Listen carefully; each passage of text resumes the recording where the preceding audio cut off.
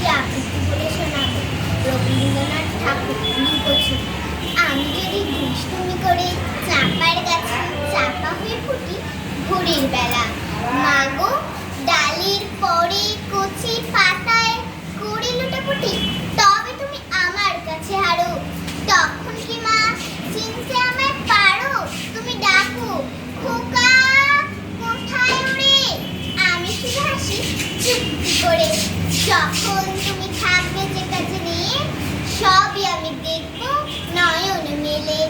স্নানটি করে চাপার তলা দিয়ে আসবে তুমি পিঠে দুচুল ফেলে। এখান দিয়ে পুজোর ঘরে যাবে, দূরের থেকে ফুলের গন্ধ পাবে। তখন তুমি বুঝতে পারবে না সে তোমার খোকার গায়ের গন্ধ আসে। দুপুরবেলা মহাভারত হাতে বসবে তুমি সবার খাওয়া হলে।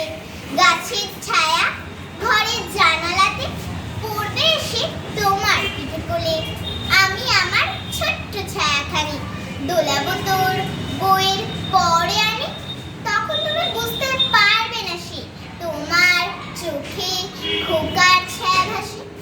সন্ধেবেলা